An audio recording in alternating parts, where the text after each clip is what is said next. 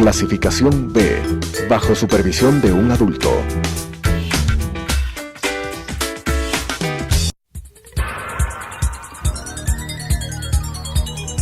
Las opiniones vertidas en este espacio por la producción y dirección del programa son de exclusiva responsabilidad de sus autores y de quienes intervienen en ellos.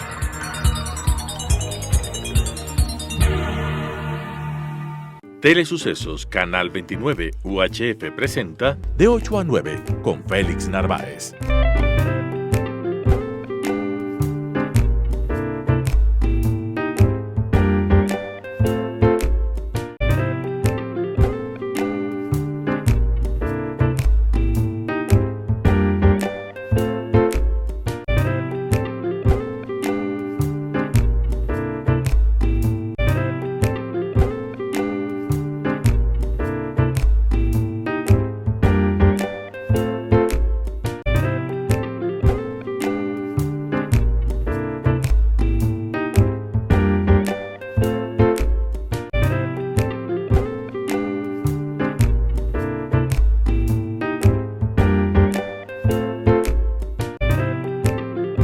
Sin embargo, y como es también típico de los quiteños, sin importar eso, la gente se observa que en varias partes ha salido a las calles, en barrios especialmente donde la autoridad municipal pretende llevar o retomar, se ha dicho, devolver las festividades. Se ha notado la presencia de mucho público, especialmente por la actuación, la presencia de grupos musicales. Esto es lo que también se ha observado.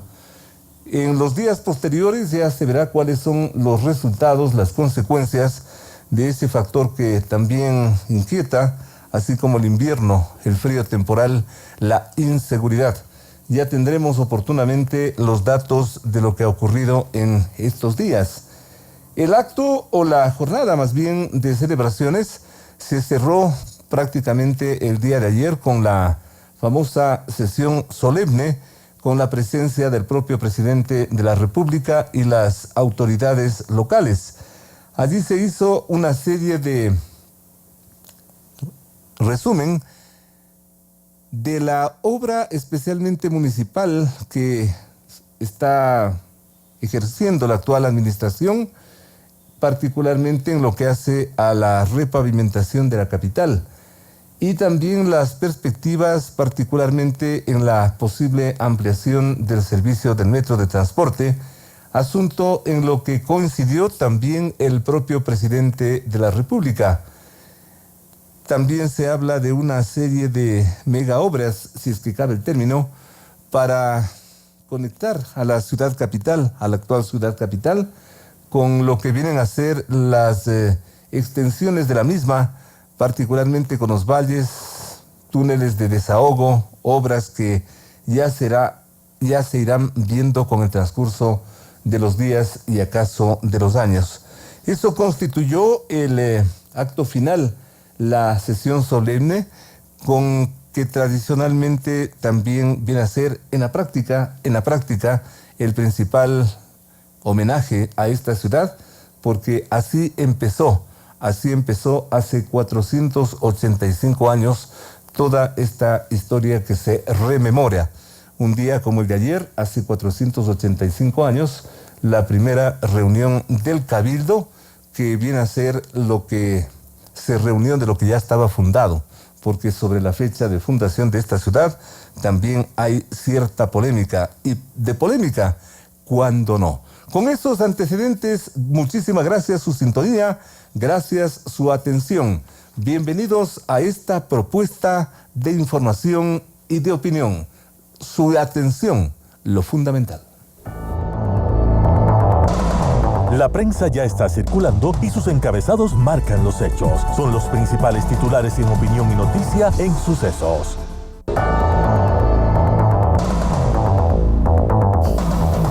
La ciudad vivió con un feliz Viva Quito, principal titular de la prensa en general. La Hora también titula: La brecha social aún nos ahoga. Pese a que en los 10 años la desigualdad bajó un 20% más, pudiendo el país llevar a un 44% la riqueza, dice un subtitular de Primera Página. Renegociar la deuda podría ser mandato en reformas. La comisión que trata las reformas tributarias aprobó el informe para segundo debate de un acuerdo en la mayoría del texto, pero con 5 cambios. Incluyeron, por ejemplo, un artículo en el que se establece que el gobierno central deberá renegociar la deuda, tanto externa como interna. Además, pusieron límites al pago a los gobiernos locales con bonos del Estado y también un beneficio pensado para el sistema bancario.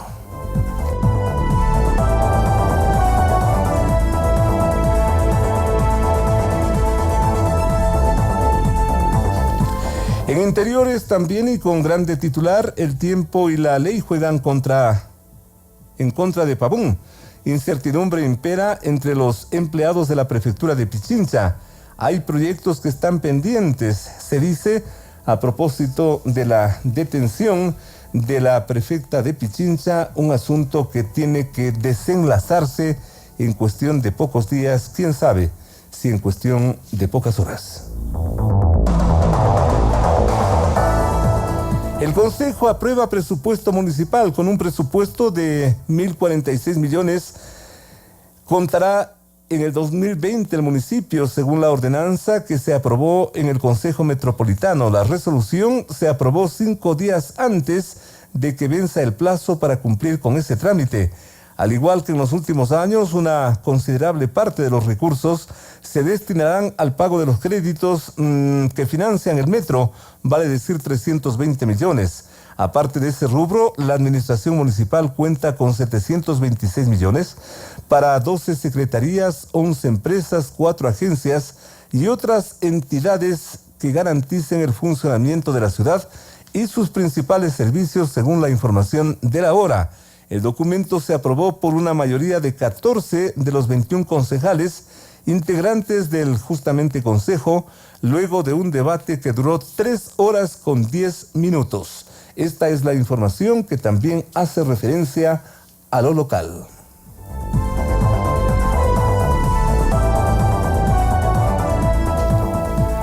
Y en general se recapitula los diversos actos que se han registrado, se han dado en la ciudad capital. Serenata quiteña bajo la lluvia, la alegría de los quiteños se sintió en todos los rincones, juegos tradicionales, bailes y festejos con bandas se realizaron en las últimas horas en la ciudad capital. Trompos aún fascinan a los chicos y a los grandes. Son los diversos ejemplos de lo que ocurrió en Quito a propósito de sus fiestas.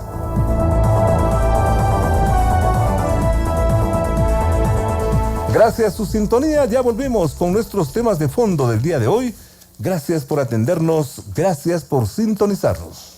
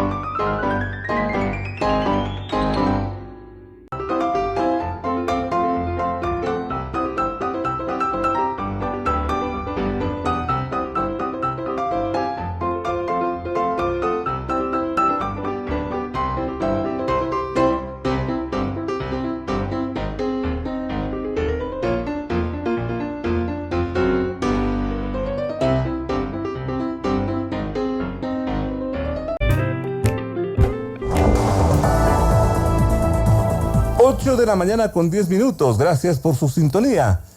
En pocos días termina este año y con el 2020 encima, se abre la antesala de los comicios 2021, cuya organización, la del llamado proceso, corresponde al actual Consejo Nacional Electoral, que ya revela vidriosos conflictos estructurales.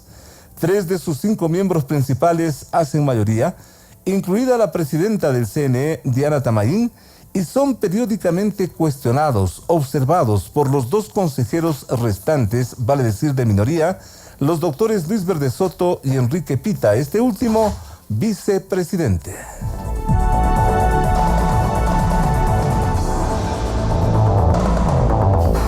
Vale notar que la nueva estructura del CNE es con la venia del llamado Consejo de Participación del extinto doctor Julio César Trujillo. Esa nueva forma de designación, otro descubrimiento de la constituyente de Montecristi, sustituye al anterior sistema que dejaba la integración de los consejeros electorales en manos del Congreso, hoy Asamblea Nacional. En ese marco, los consejeros de minoría se han convertido en una suerte de francotiradores que no dejan pasar una a sus colegas de mayoría, quienes en cambio parecerían resueltos a ir por su propia ruta y no pararle bola, como dicen los propios quiteños, a esa serie de conflictos. Las noticias han impactado en el país, en el mundo y en la ciudad. Sus protagonistas están en Sucesos para responder preguntas del periodismo profesional. Que el público saque sus propias conclusiones.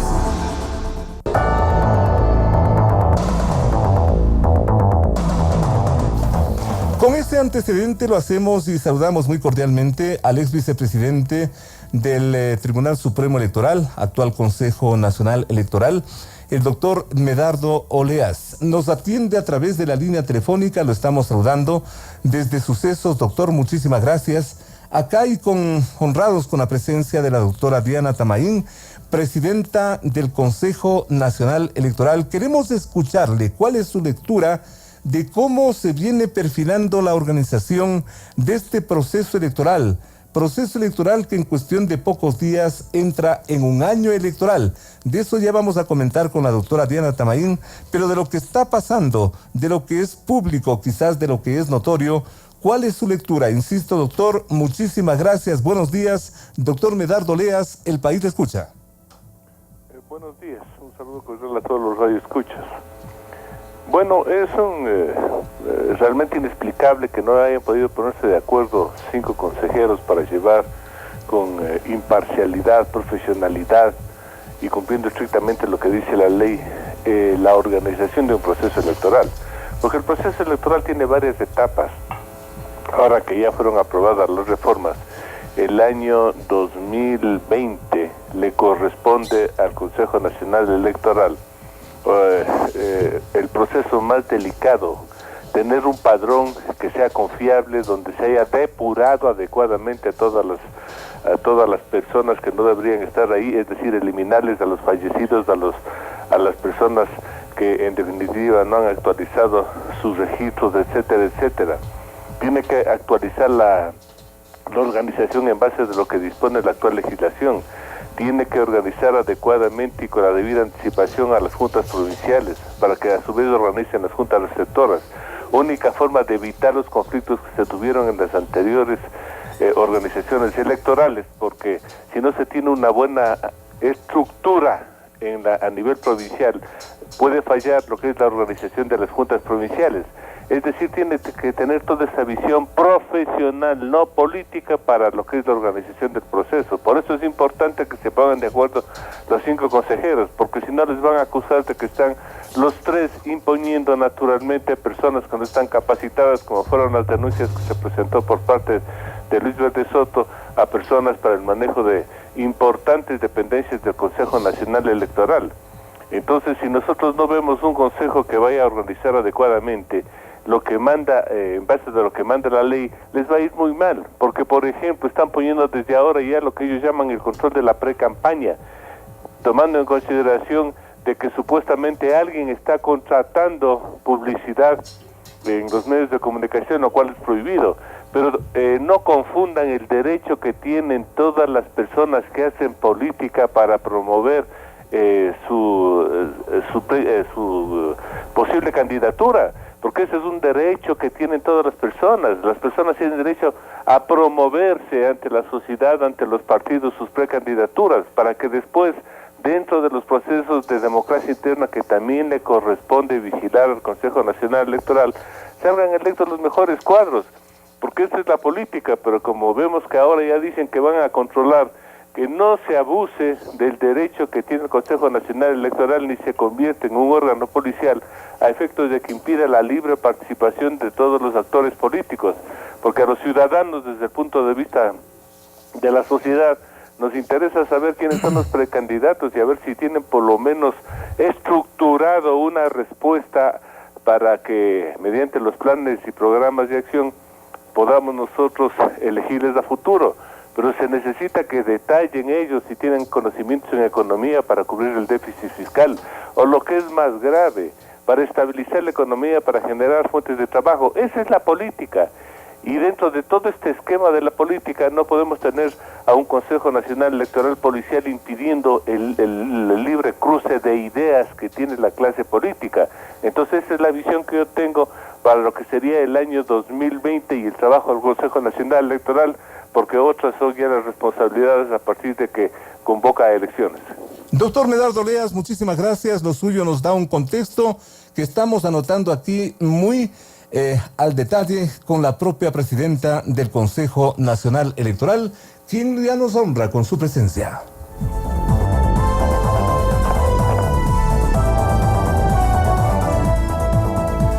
Está claro así que las elecciones del 2021 no serán nada fáciles en términos de organización y del pronunciamiento de un electorado enfrentado a tantas y tan complejas variables.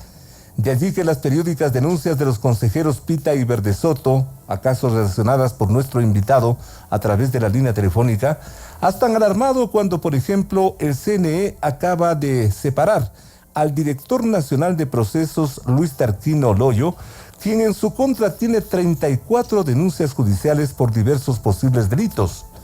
Pero Verdesoto y Pita han ido más lejos al presentar a la Fiscalía un estudio sobre los aportes de Alianza País del ex partido de gobierno y que habría recibido durante la campaña electoral del 2013. Esa investigación se dice que es otra derivación del escándalo llamado Arroz Verde, y de los 154 aportantes analizados, el 64% no justifica la procedencia de sus respectivos fondos. Y también hay preocupación por cómo sería el control a una posible precampaña electoral. La eliminación de 47 organizaciones políticas, 7 de las cuales han apelado, el presupuesto electoral y la caída del sistema de conteo de votos, por ejemplo, que justo la noche de los comicios, durante los 2 últimos o 3 últimos procesos, se ha hecho más notorio que antes. Las noticias han impactado en el país, en el mundo y en la ciudad. Sus protagonistas están en Sucesos para responder preguntas del periodismo profesional. Que el público saque sus propias conclusiones. Estos elementos, a más de posibles reformas a la ley electoral vigente, son antecedentes que muy respetuosamente los estamos planteando para, asimismo, hacer preguntas a nada más ni nada menos que la presidenta del Consejo Nacional Electoral, la doctora Diana Atamaín, quien nos honra con su presencia. Les saludamos muy cordialmente, apelamos a su talento, a su comprensión por este tiempo de minutos que prácticamente nos comen. La doctora Diana Atamaín está aquí presente desde muy temprano para que sintetice sus respuestas y dar al público una visión clara de cómo serían las elecciones que prácticamente empiezan con el año que está a las puertas.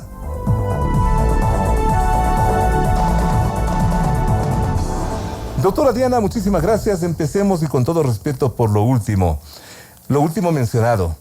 Si va a haber control preelectoral, ¿cómo se lo hará y desde cuándo? Doctora, buenos días. Un gusto tenerle por acá. Buenos días, Félix. Muchísimas gracias. Muy gentil. Bueno, Esta es una acción y una decisión política que hemos tomado como Consejo Nacional Electoral de empezar ya a controlar aquellos precandidatos que por sus condiciones económicas han empezado ya a publicitar sus propuestas, sus intenciones, lo cual prohíbe el Código de la Democracia. Y hay señales de eso. Hay señales, o sea, no vamos a negar. Todo el mundo sabe quién está pautando en radio, en televisión.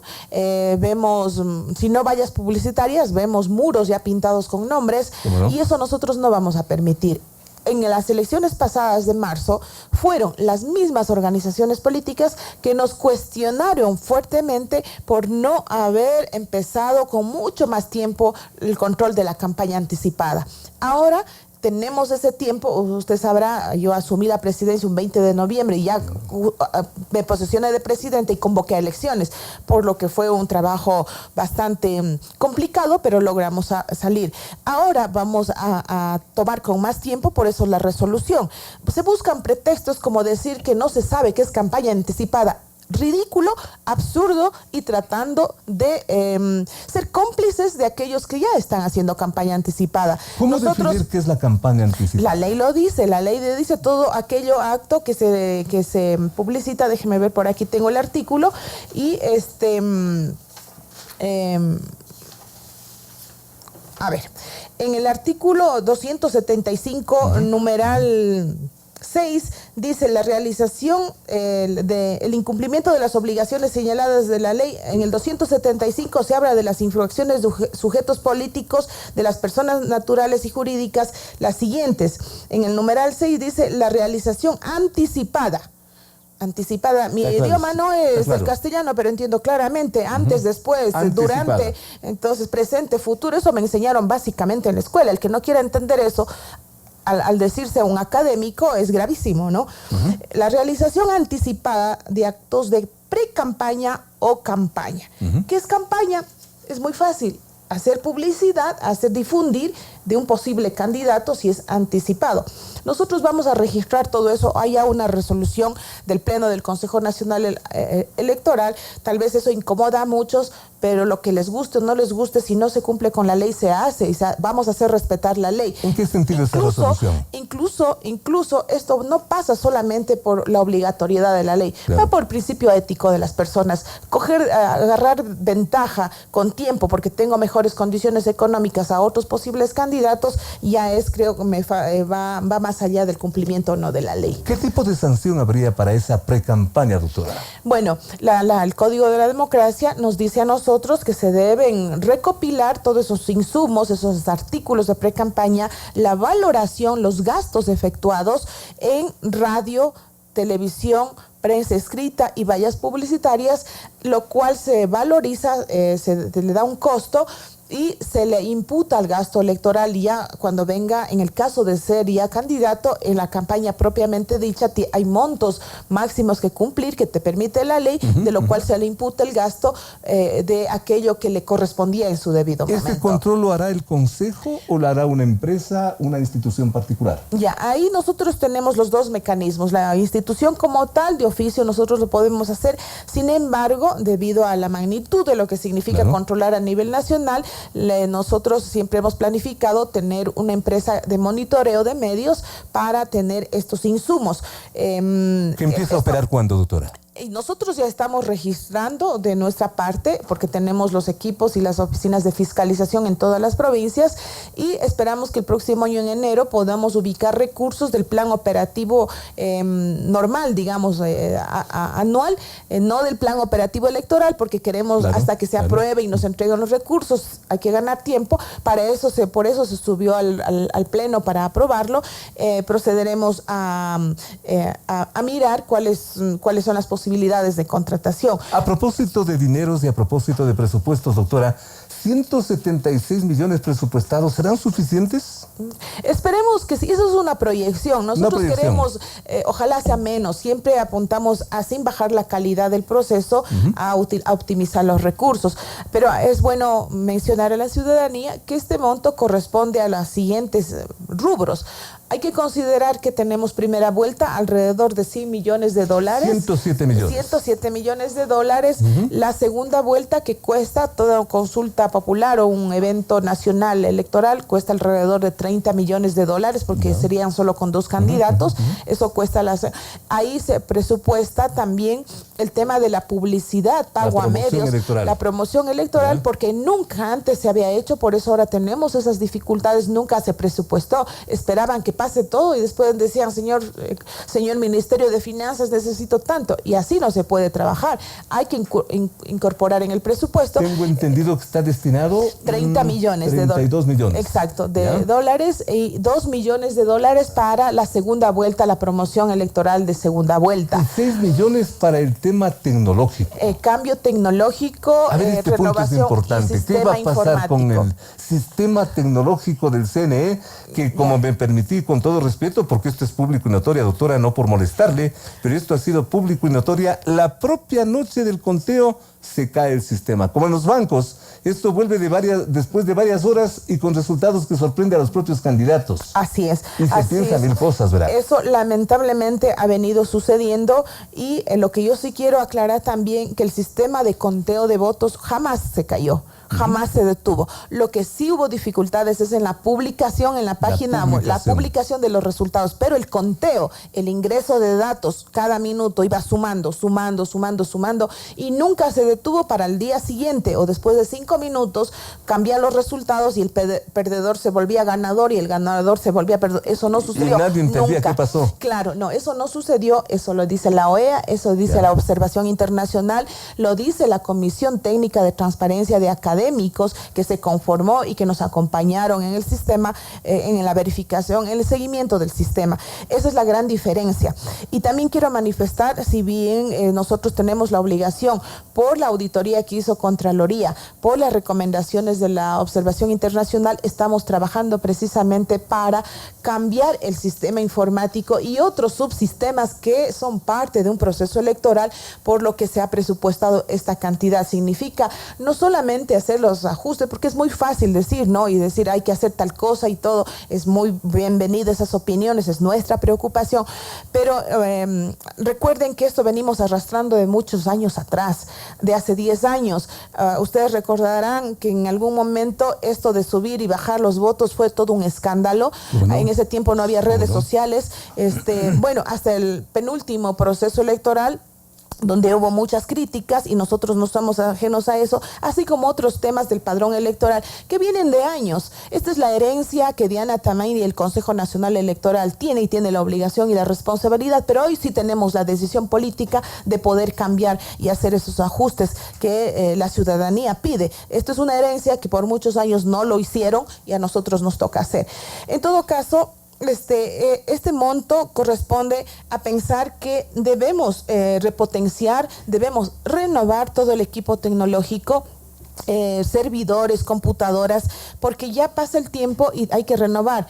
También pasa por tener mecanismos de seguridad, programas informáticos, software, que se debe cambiar y reforzar la seguridad de todo esto se va a cambiar. Todo eso está presupuestado en esto para nosotros llegar a las elecciones del 2021. Por eso el monto. Sin embargo, esta es una proyección, porque nosotros no nos hemos quedado con los brazos cruzados diciendo esto cuesta, sino estamos nosotros planteando la posibilidad de que esos costos se bajen con la colaboración de la academia, tanto de nuestro país, que algunas universidades se han mostrado prestos a colaborar, la comunidad internacional, países amigos que trabajan en estos temas especializados en diferentes áreas, y nosotros vamos a dar muy buenas noticias al país de que tenemos la voluntad política de ir a este cambio. Ojalá sea así, doctora.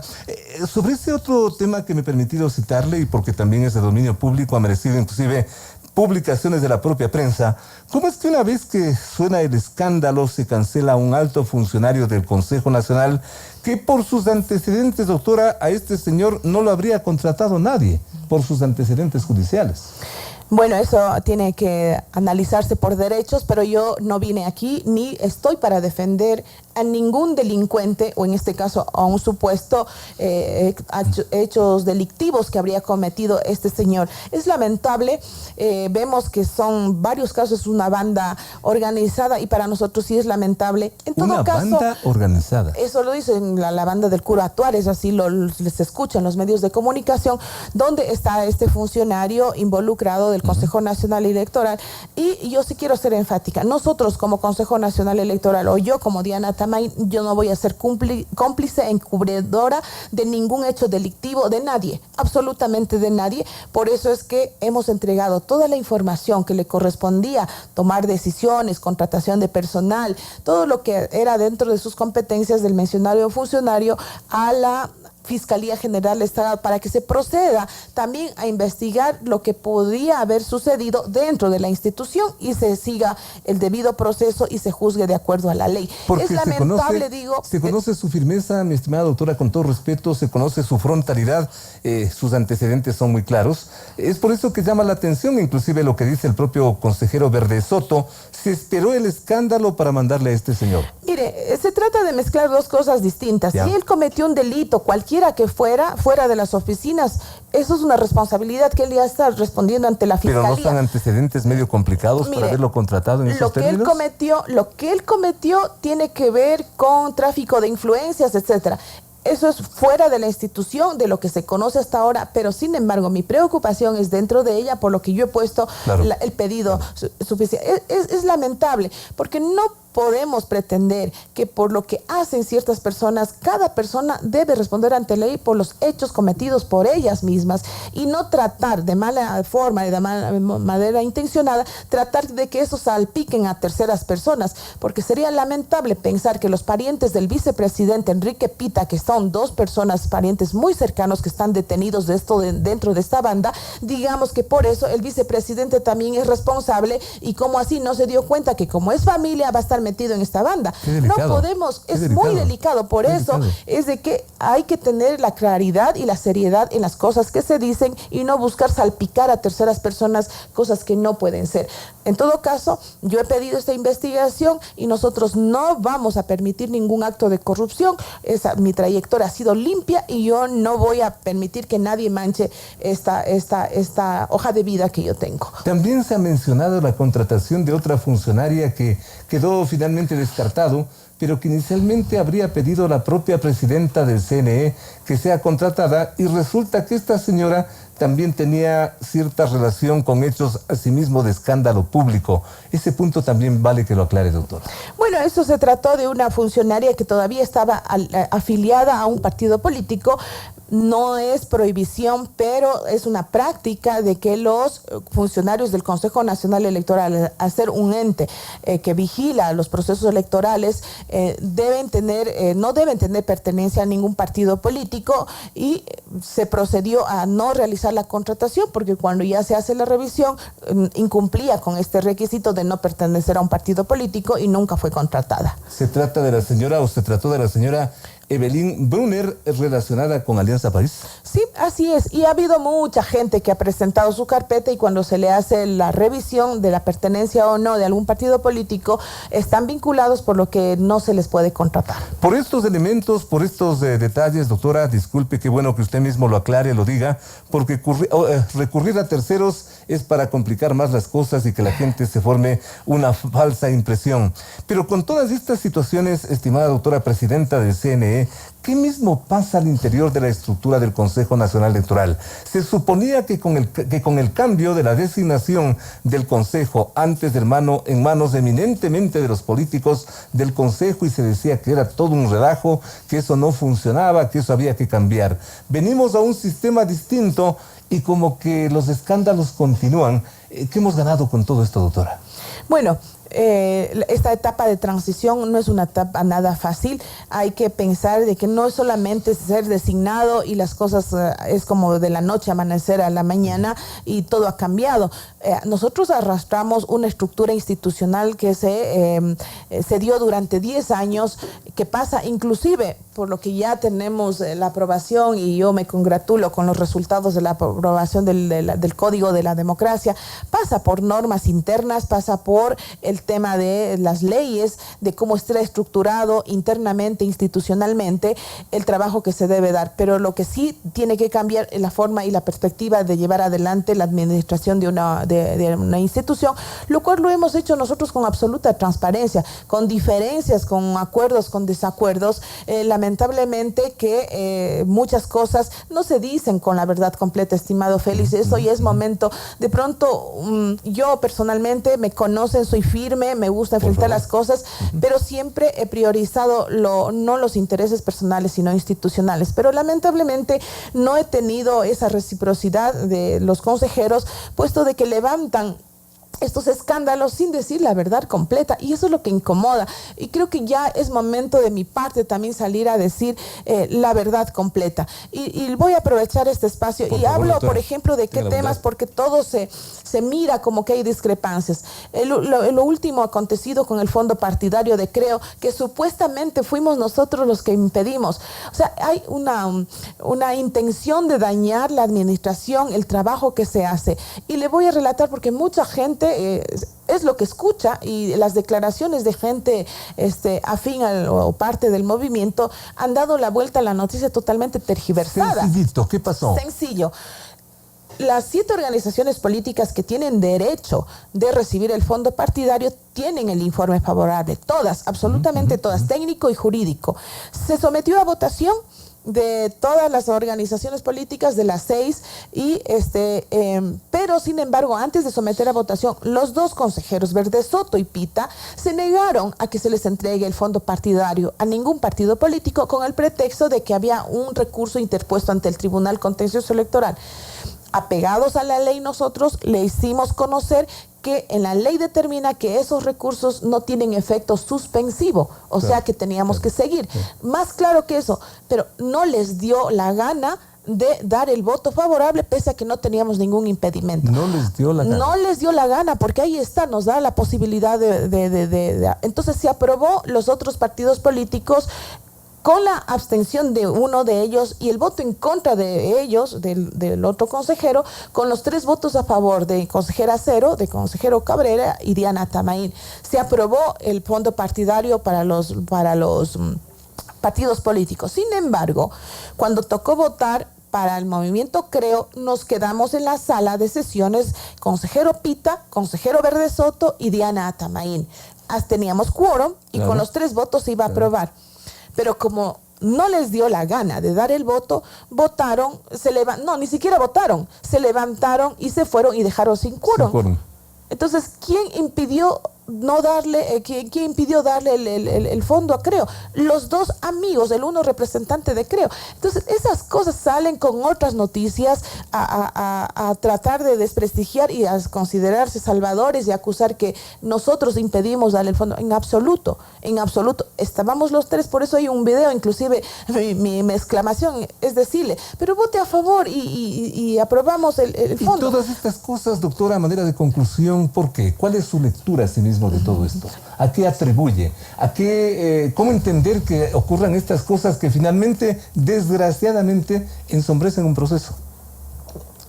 Parece que esa es la intención, ensombrecer el proceso, desprestigiar el trabajo de la presidencia, el trabajo que llevamos, desinstitucionalizar.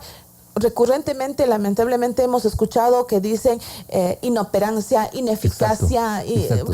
Todo descalificativo. Y miren de dónde salen estos. Y así como le acabo de relatar este último hecho, han sucedido otros eventos. ¿Cómo no? Y de una vez hablemos y digamos las cosas como son, porque ya basta de decir medias verdades y dar los discursos. Por ejemplo, vemos al consejero Luis Verdesoto poner en el Twitter que gracias a él no se aprobó el informe de Arroz Verde donde no se totalmente falso. El consejero Verdesoto le miente a la ciudadanía, porque ahí están los videos, están los audios en el que cuando se presenta el informe de fiscalización, en el caso de Arroz Verde, se llega a ese punto y todos teníamos observaciones y todos no estábamos de acuerdo de cómo se había presentado el informe.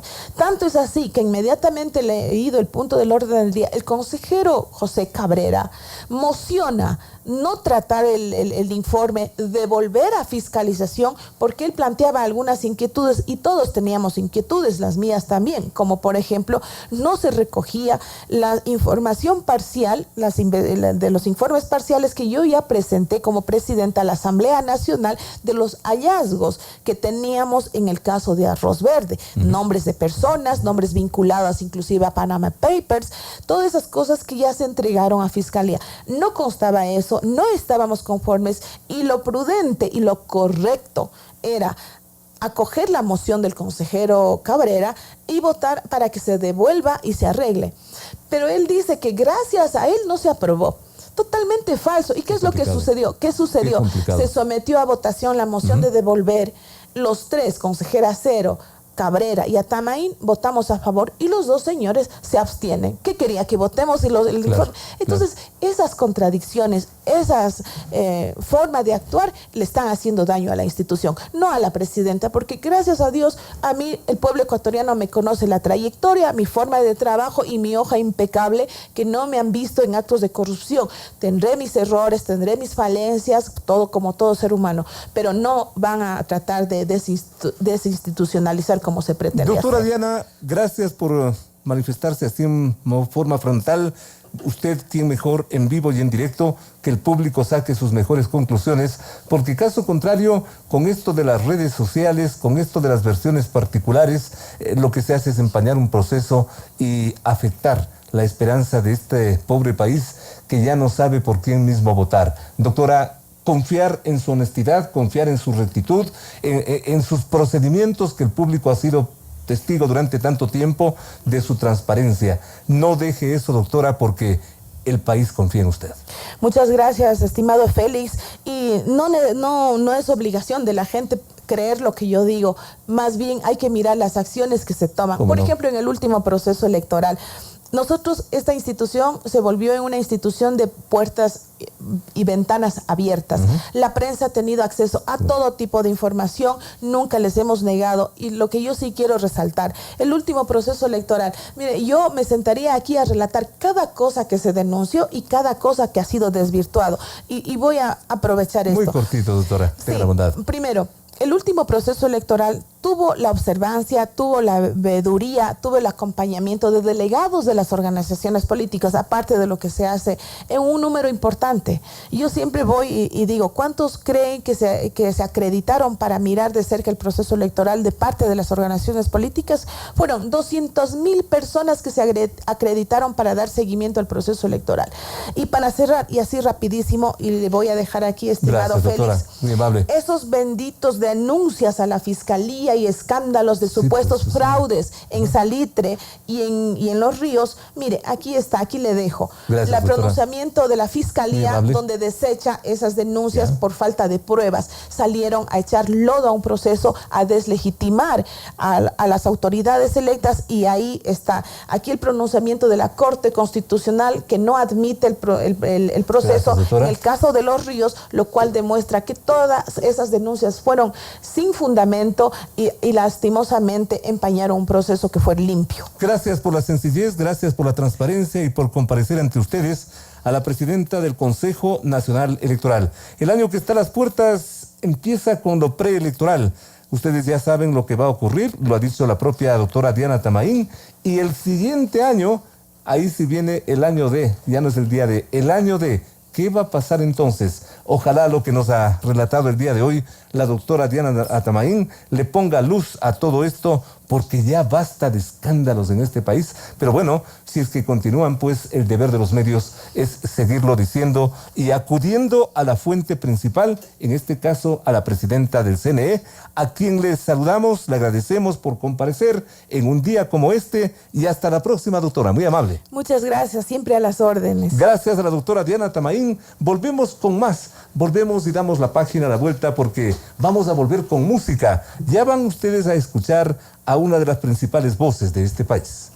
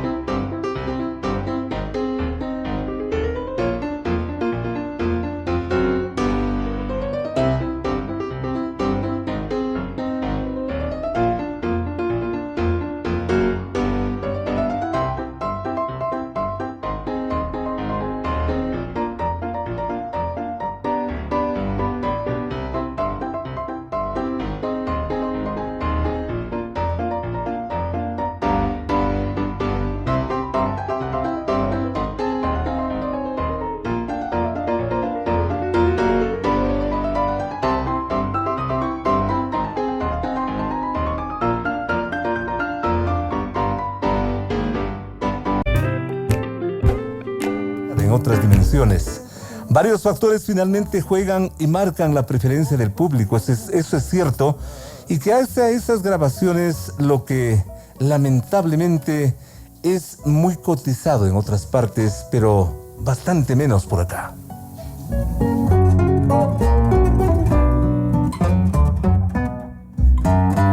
Ojos tentadores que me imanan, ojos. Los nombres de ejemplos que deberían ser reconocidos abundan. Desde los Brillantes y los Benítez y Valencia hasta las hermanas Mendoza Suasti, Segundo Bautista, Paco Godoy, los hermanos Miño Naranjo, Quimera, la propia Paulina Tamayo, por citar unos pocos casos. Al recordado JJ Jaramillo hay que agradecerle que la música ecuatoriana tenga marca y presencia fuera de las fronteras, pero es un hecho particular.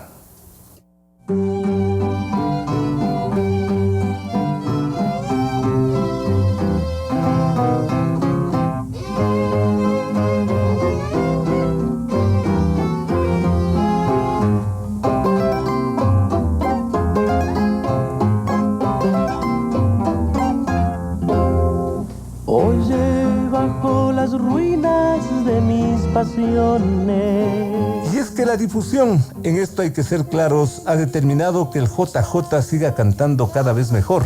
Se dice mejor que antes.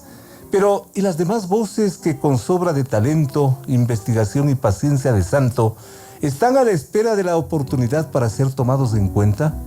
¿Y qué pasa con esas nuevas voces? ¿Qué pasa con esos nuevos talentos? De eso y más queremos en un día como este conversar con Carlos Grijalva, un viajero de la música ecuatoriana, que se la pasa investigando, yo diría, del Carche al Macará, que saca cosas muy interesantes y que en momentos como este suenan distinto, suenan así, porque lo dice Carlos Grijalva. Ojos que matan y que dan vida. Carlos, un gusto tenerte por acá, muchísimas gracias de este esfuerzo, porque me imagino que después de tanto ajetreo por las fiestas de Quito, debe ser este un día, ojalá tal vez de descanso, luego de esta entrevista tal vez, pero cuéntanos, ¿cómo te fue en estas fiestas de Quito? Me imagino que muy requerido, ¿o cómo le fue a Carlos Grijalva? Carlos, buenos días. Muchas gracias, Félix. Sí, feliz de compartir contigo, feliz de poder festejar a nuestra ciudad, a su música. Gracias, que Carlos. Además no se resume solamente en una semana o en unos pocos días que a veces nos marean, sino que se transforma en una celebración de nosotros mismos, porque esa es la celebración a través de la música de nosotros mismos durante todo el año. Han habido cosas muy importantes que han ocurrido durante este año y algunas también que han pasado en estos últimos días. También hemos tenido el cariño y la recepción del público sobre nuestra interpretación, sobre nuestra composición, la posibilidad de hablar, en este caso del pasillo, por ejemplo. Han sido días muy importantes. Es la presencia de Carlos Grijalva, compositor, cantante. Yo me refería a esto del viajero ecuatoriano recordando uno de tus últimos CDs, de tus últimas producciones que han tenido la bondad de dejarnos aquí en nuestra mesa de trabajo. ¿Cómo está siendo apreciada? ¿Cómo está siendo recogida? ¿Qué eco tiene ese esfuerzo tenaz que tú lo haces, investigando hasta en lo más hondo para ponerle al público lo que es, lo que ha sido y lo que será nuestra tierra, que suena también, Carlos? Bueno, el viaje ecuatoriano ha sido recibido con una generosidad, y yo inclusive diría que con un amor, que es ya un gesto mayor todavía. Qué bueno. No solamente en nuestro país, sino fuera. Este año ha sido muy importante. Estuvimos en los escenarios más importantes o de los más importantes en Colombia, en el Festival del Mono Núñez, que es el festival sobre música andina más importante de Colombia y probablemente de la región, en donde se comparte el amor por esta música y el pasillo está presente presente también ahí. Estuvimos también en el teatro más importante de Bogotá, en el Julio Mario Santo Domingo, estuvimos en el Perú, en varios escenarios de todo el país, e inclusive ahora vamos a terminar el 25 de diciembre también, 25 de diciembre. Haciendo una fecha muy especial también al sur del país, festejando con este viaje ecuatoriano. ¿Qué va a pasar el 25 de diciembre? Vamos a tener un concierto lindísimo en la provincia de Tungurahua, en una coronación de una reina. Coronación de una reina. Sí, ya te voy a dar los datos más específicos, pero lo más lindo del asunto es que se empiece a tomar en cuenta nuestra música para las celebraciones más diversas. Desde las celebraciones de las ciudades hasta las coronaciones de las reinas, la institución, o más que la institución, la empresa privada también está hoy tras nuestro, también empujando los proyectos, es una buena lo noticia, que sucede. Y repito, no solamente para esa implosión importante que tiene que ocurrir en el Ecuador, sino para esa explosión hacia afuera de las fronteras. Desde el 2018 que hemos estado en el Brasil, en Argentina, en Perú, en Colombia, es importante los pasos que hemos dado, no solamente por lo que hemos recibido afuera, sino desde donde también hemos tomado impulso. Estas son buenas noticias, qué bueno que tú mismo lo relates, lo cuentes, estimado Carlos. Pero a propósito del 25, el 25 de enero también te escucho que va a ocurrir algo muy importante. Así es, es la coronación de la reina de... en enero. En enero. En enero, perdóname, ahora me... A ver. Es que son 25, pero además tienes toda la razón. Le estoy apuntando a los 25. El 25 de enero del 2020 estaremos en el Teatro Nacional Sucre, así es. En el Teatro Nacional Sucre, digamos que dando el primer paso de una nueva propuesta que se llama Canción Tricolor. Estaremos poniendo en escena 3 sabores importantes para mí dentro de la música o de las propuestas musicales de Carlos Grijalva. Me estará acompañando Eduardo Chocolate Morales y Julio Andrade en una primera parte con ese sabor de la guitarra ecuatoriana qué bueno. Tan intenso. En un segundo espacio estaremos dándole un color a las composiciones nuevas también, ya un repertorio tradicional, pero interpretado de manera contemporánea junto a un cuarteto de cuerdas. Estará en el piano Juan Pacheco, contrabajo, percusión, una propuesta también sonora diferente y para finalizar un sabor incluyente de esas músicas también importantes y que a veces no han tenido tanto escenario y que pensamos que es importante dárselo.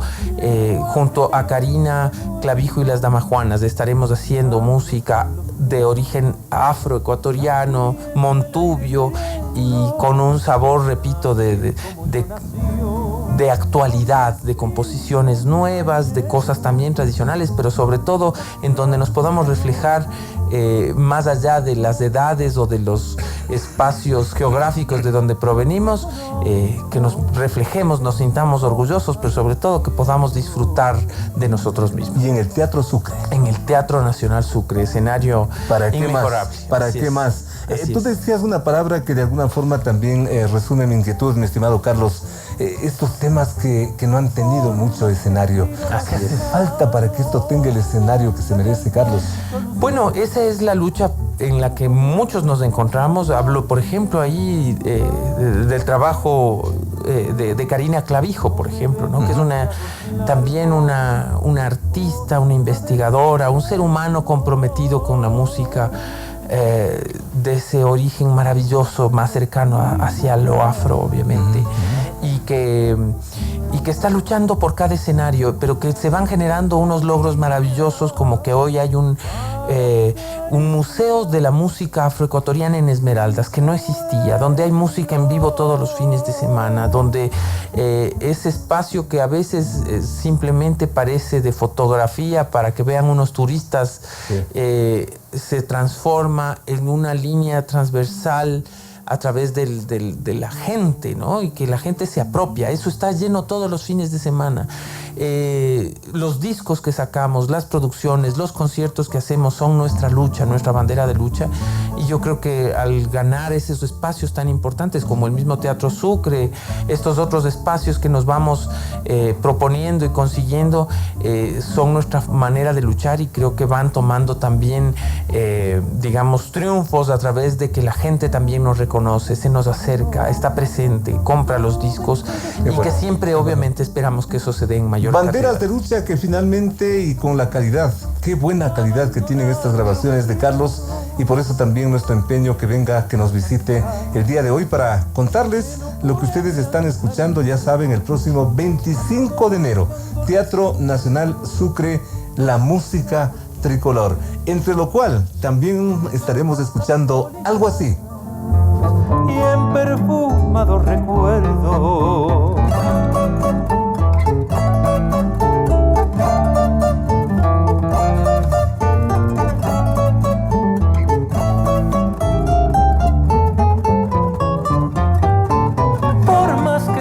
las manos, nunca te alcanzo, Lucero, jugo de amargos adioses. Carlos, agradecerte por tu esfuerzo en esta mañana, que bueno, insisto, que lo hagas tú mismo, para que tú mismo le cuentes, porque eso es diferente, eso es distinto, al público sobre lo que se viene, esto que se viene en la Tacunga, que bueno, este mismo mes.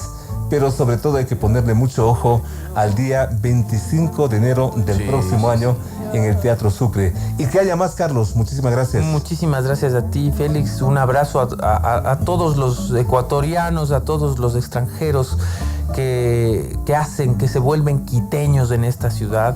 Hoy festejando también unas fechas importantes. Y gracias, y pues seguiremos adelante, Carlos, en esa lucha. Gracias, Carlos. Nos quedamos con esa música de este ecuatoriano que no descansa en investigar, que no descansa en contribuir para que la música ecuatoriana sea eso que ojalá, como él mismo lo dice, en algún momento logre mejores escenarios. A Carlos Grijalva, gracias. A la presidenta del Consejo Nacional Electoral también. Al doctor Medardo Leas, no se diga. Pero sobre todo y fundamentalmente a ustedes, amigos, gracias por la deferente atención. Dios mediante. Hasta la próxima semana. Las opiniones vertidas en este espacio por la producción y dirección del programa son de exclusiva responsabilidad de sus autores y de quienes intervienen en ellos.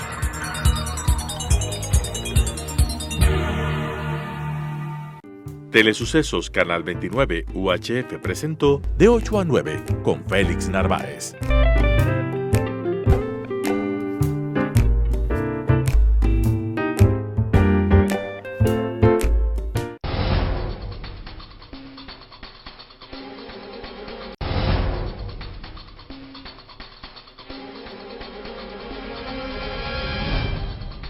Fingreen llegó a Ecuador para solucionar los problemas de manejo de plásticos de un solo uso. Ofrecemos productos para despacho de alimentos 100% biodegradables, elaborados con fibra de caña de azúcar que no transfieren olores ni sabores tóxicos, no contaminan el ambiente. Una vez desechado, cumple con el círculo natural de descomposición en 90 días y vuelve a la tierra sin procesos industriales. Contamos con todas las certificaciones de seguridad y nuestros productos están aprobados por la FDA. Para mayor información o pedidos, comunícate al 099 60 35 691 o visita nuestra página en www.thingreenecuador.com.